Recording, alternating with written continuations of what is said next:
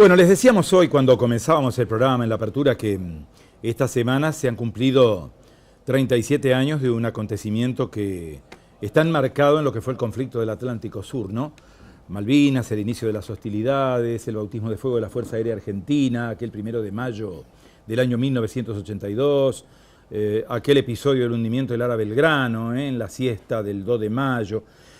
Tantos hechos que han marcado la historia reciente de la Argentina, que han dejado secuela, huella. Aquí está Roberto Fontana Rosa, ex combatiente de Malvinas. Bueno, él ha sido uno de los hombres que desde la Armada ha vivido intensamente las historias del conflicto y todo lo que vino después, ¿no? ¿Cómo le va, Fontana Rosa? ¿Cómo está usted? Muy bien, Carlos. Bueno, es una oportunidad propicia esta para charlar, mirando un poquito atrás a la historia.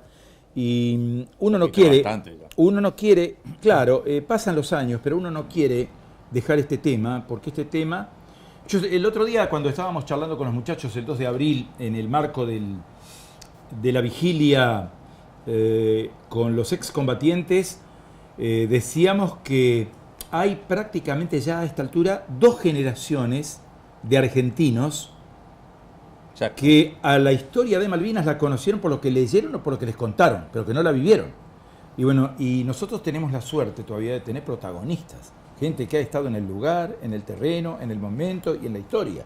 Entonces, bueno, es muy bueno que ustedes estén permanentemente renovando este mensaje y haciendo saber a todos aquellos que nacieron después de 1982 que en la Argentina, bueno, más allá de que se vivió una guerra irracional, una guerra que nunca comprendimos por qué fue, cómo se llegó a una guerra, estuvimos tan mal preparados, estuvimos tan mal conducidos, que llegamos a esta frustración y a esta tristeza cada vez que tenemos que hablar de esto, ¿no?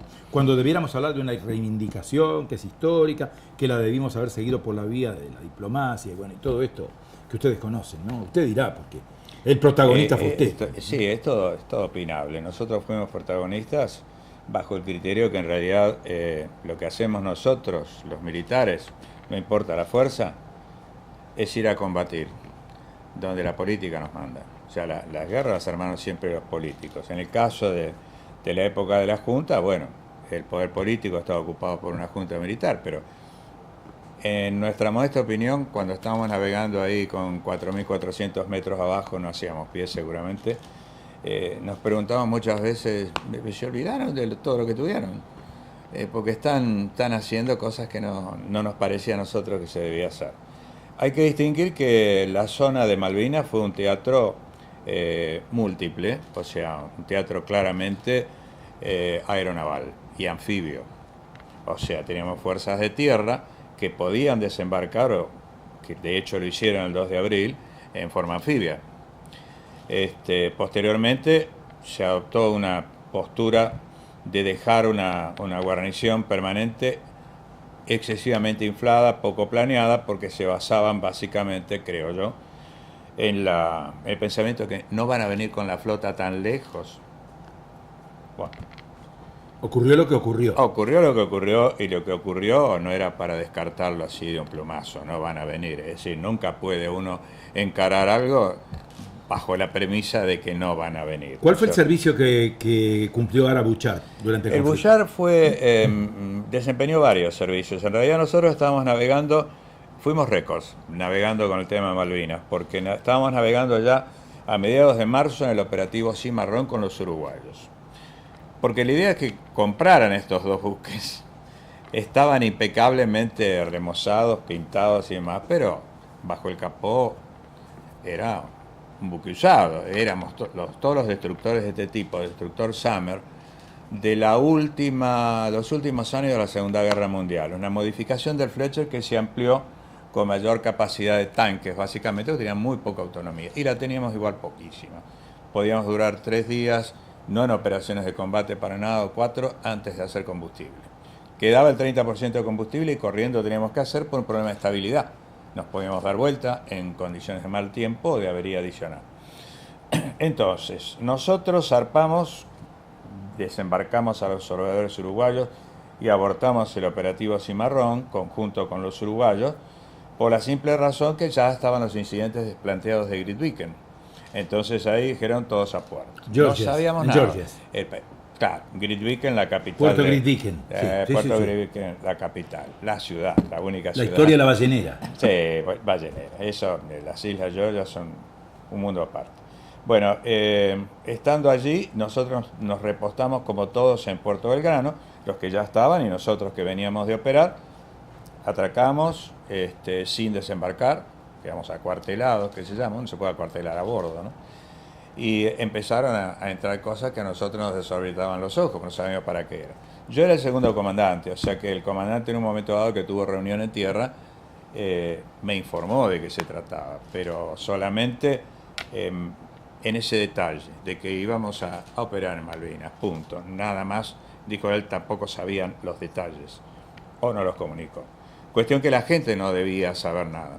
Pero bueno, todo eso de alguna manera ha trascendido, no a través nuestro, obviamente, porque hasta los proveedores de víveres y demás en Punta Alta sabían que algo se armaba. Bueno, zarpamos para el 2 de abril, prácticamente a fines de marzo, para estar allá presentes con todo el operativo. Cuando finalizó el operativo, nosotros regresamos, pero a volver a repostar, acuartelados, y volver a zarpar de inmediato con otro tipo de dispersión de la flota en distintos lados. A nosotros nos tocó todo lo que era guardia costera hasta el Drake.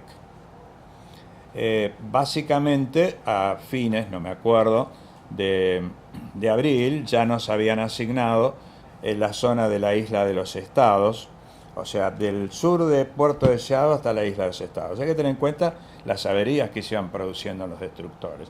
Eso hizo que finalmente el Pi y el Seguí, que eran los buques más desgastados, quedaran atrás, no llevarlos hasta el sur, y a nosotros el Piedrabuena y el Bullard, supuestamente porque estábamos menos dañados, nos dejaron en el sur, en la zona de Isla de los Estados. Tuvimos averías, se quemaban los tubos de caldera, la guardia de máquinas, que era de 4x8, 4 de guardia y 8 no de descanso, porque había todo por hacer, comer, sí, dormir algo, se pasaron a 6x6, 6 horas de guardia continuada y 6 horas de descanso y comida, lo que fuera, si era posible.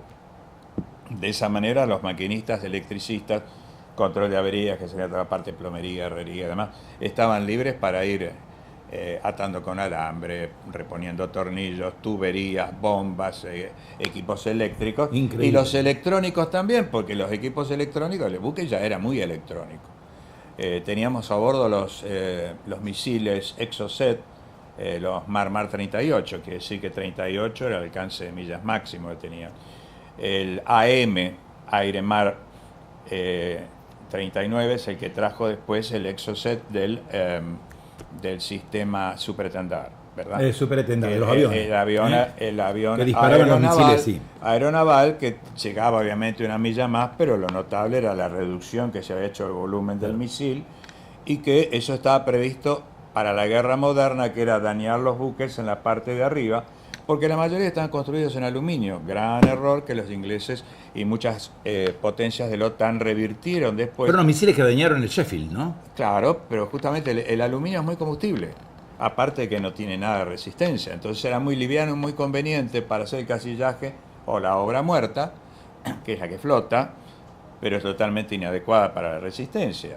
Eso se demostró también en las corbetas nuestras, en Grytviken, cuando fue tiroteada en la bahía, ¿no?, de Cumberland, cuando fue tiroteada por los ingleses, los proyectiles pasaban a través de los mamparos, y así murieron varias marinas y varios cabos más.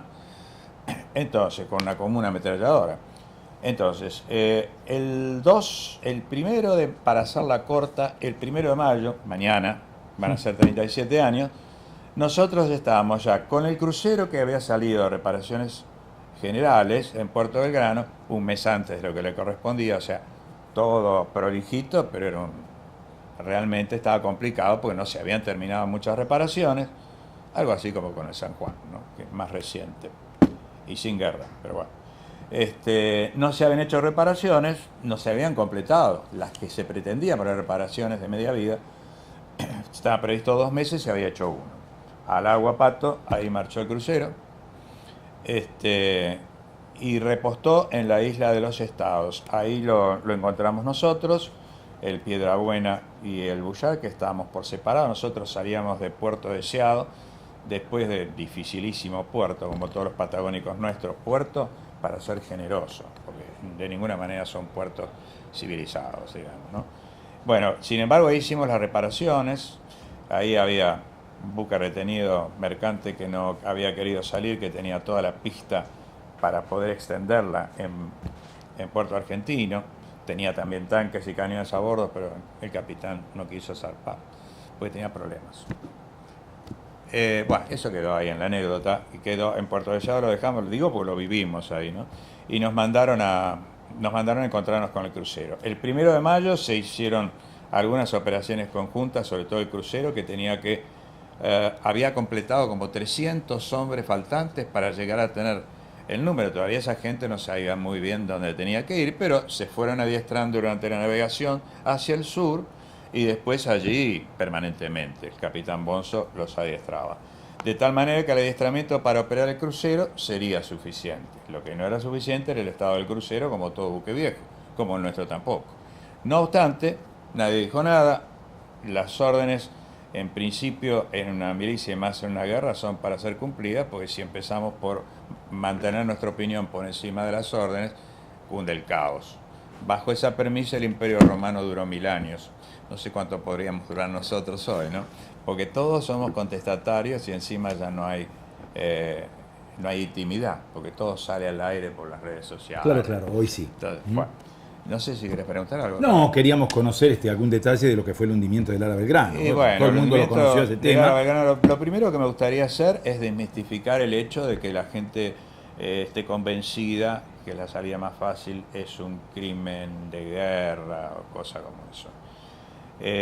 La guerra es la guerra, por lo tanto está definida por Clausewitz desde la antigüedad, y no porque Clausewitz lo descubrió ahí, sino porque ya Sun Tzu lo sabía, y eso ya hace unos cuantos miles de años más atrás, y los romanos, todos los griegos, todo el mundo lo sabía. La guerra es la niebla de la incertidumbre. ¿Vieron cuando a la mañana hay niebla? Bueno, la guerra siempre es niebla. Uno no sabe si por la izquierda, a la derecha, por abajo, por arriba, por el costado, para atrás o para adelante. No se sabe. Porque a lo mejor usted piensa algo y el enemigo pensó otra. Algo muy aproximado es el ajedrez, ¿no? Como un juego, uno dice, bueno, voy por acá y resulta que el otro sabía un poco más que usted y vio sobre la niebla más que lo que uno ve. En el caso particular del crucero, entonces, fue un hundimiento, está bien, fuera de la exclusión, sí, porque teníamos que creernos nosotros la zona de exclusión.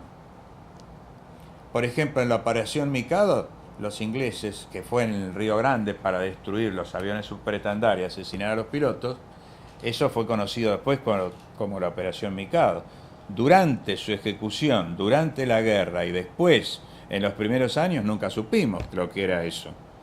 Pero bueno, los comandos ingleses, en secreto, pero no tanto, porque gracias a Dios estamos ahí, pudimos evitar el desembarco y el aterrizaje en la base aeronaval de de Puerto Belgrano, de Río Grande. Río Grande, ustedes saben, está donde está la oquedad de la isla, está en la mitad más o menos, y a 300 y algo de kilómetros de Ushuaia, cruzando la cordillera por el paso Garibaldi, por tierra. En este caso volvemos al 1 de mayo. Mañana se va a producir el bombardeo de los Vulcan, muy espectacular, pero nada eficaz, porque no estropeó la pista de Malvinas. Hubo también bombardeos de los Harrier, los Sea Harrier que traían ellos, y la flota inglesa que fue apareciendo durante los días 30 de abril y el 1 de mayo, se posicionaron en una actitud que, observada por los exploradores nuestros aéreos, daba a entender que se iba a desembarcar, o que se estaba produciendo ya un desembarco, no informado todavía desde tierra, desde Puerto Argentino.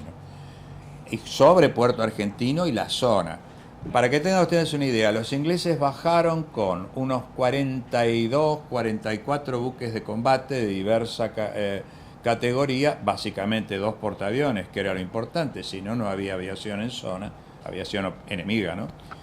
Y vino también con ellos un contingente de alrededor de 80 buques, no de la Royal Navy, sino mercantes de bandera inglesa, incautados por el gobierno para requisarlos y usarlos como transportes y buques logísticos de reparaciones, transportes de tropas, personal y equipo.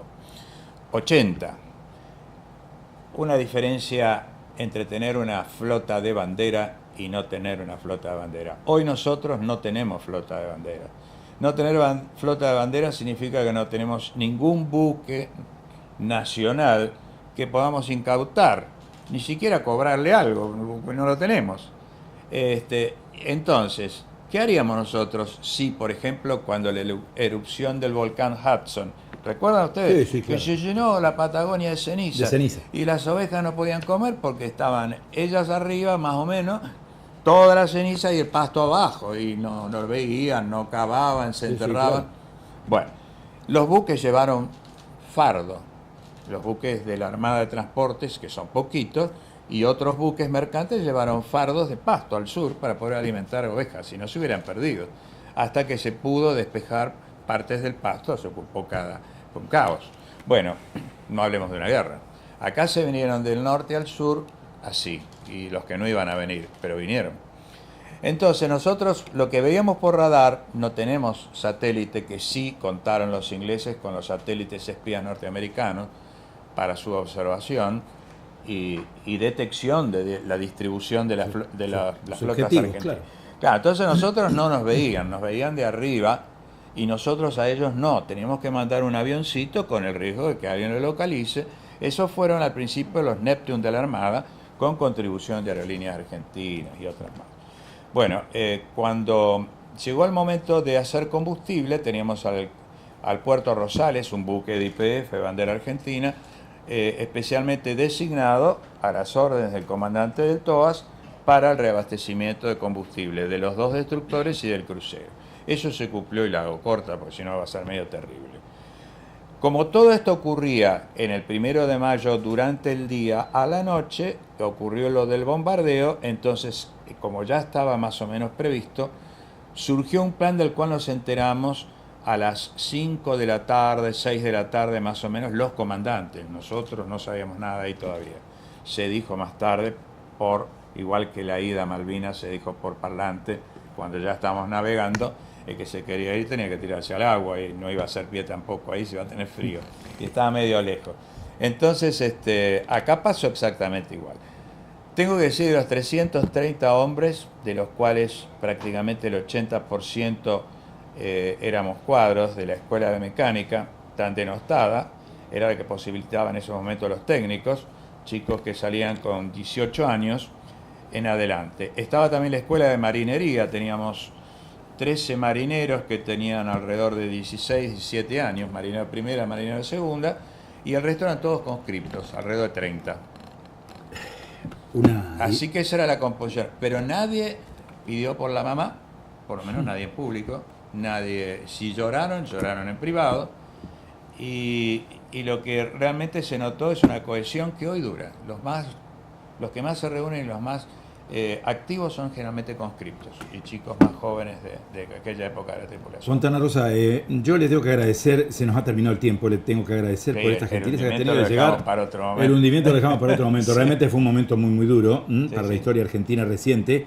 Pero bueno, conocer un poquito cómo se vivió desde adentro, cómo se vivió desde el Teatro de Operaciones, una situación tan increíble como fue la Guerra de Malvinas, ¿no? Gracias por estar con nosotros. Por favor, falta más. Espero que sirva. Bueno, con Roberto Fontana Rosa, entonces, este momento que memora lo ocurrido hace 37 años. Muchos argentinos no nos imaginábamos para nada que esto estaba ocurriendo con otros argentinos.